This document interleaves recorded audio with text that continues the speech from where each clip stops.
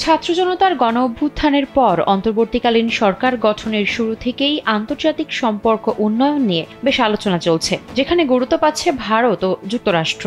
বাংলাদেশের রাজনৈতিক পট পরিবর্তনের পর সম্পর্ক জোরদারে যুক্তরাষ্ট্র এর মধ্যেই অর্থনৈতিক সহযোগিতার মতো বিষয়ে গুরুত্ব দিচ্ছে। এরই পরিপ্রেক্ষিতে ঢাকা সফরে আসছে যুক্তরাষ্ট্রের উচ্চ পর্যায়ের একটি প্রতিনিধি দল, যেখানে নেতৃত্বে থাকছেন মার্কিন পররাষ্ট্র দপ্তরের দক্ষিণ ও মধ্য এশিয়া বিষয়ক অ্যাসিস্ট্যান্ট সেক্রেটারি ডোনাল্ড লু। তবে সরাসরি ঢাকা আসছেন না লু, দিল্লি হয়ে ঢাকা আসবেন তিনি। সেখানে ওয়াশিংটন দিল্লি প্রতিরক্ষা বিষয়ক ইন্টারসেশনাল সংলাপে যৌথভাবে সভাপতিত্ব করবেন তিনি।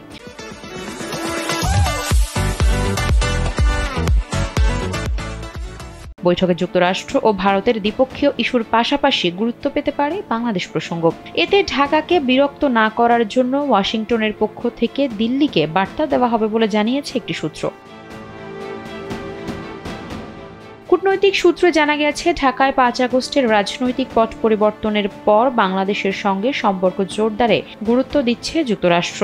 বাংলাদেশের বর্তমান সংকট উত্তরণের চাহিদাগুলো জানতে চাইবে ওয়াশিংটন। একই সঙ্গে বিষয়গুলোতে সামনের দিনে কিভাবে সহযোগিতা করা যায় তা নিয়েও আলোচনা করবে বাংলাদেশ ও যুক্তরাষ্ট্র। যুক্তরাষ্ট্রের একজন কূটনীতিক জানান, লু ছাড়াও এ দলে থাকছেন মার্কিন উন্নয়ন সংস্থা ইউএসএআইডির এশিয়া বিষয়ক ডেপুটি অ্যাসিস্ট্যান্ট অ্যাডমিনিস্ট্রেটর অঞ্জলি কর, যুক্তরাষ্ট্র রাজস্ব ও অর্থ দপ্তরের আন্তর্জাতিক অর্থায়ন বিষয়ক সহকারী আন্ডার সেক্রেটারি ব্রেন্ট নেইম্যান সহ কয়েকজন।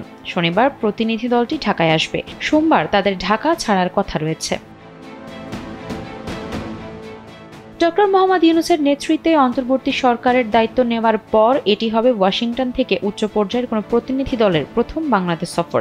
ঢাকায় রোববার সকালে বৈঠক করবেন তারা। এ প্রসঙ্গে একটি প্রতিবেদন প্রকাশ করেছে জাতীয় দৈনিক সমকাল।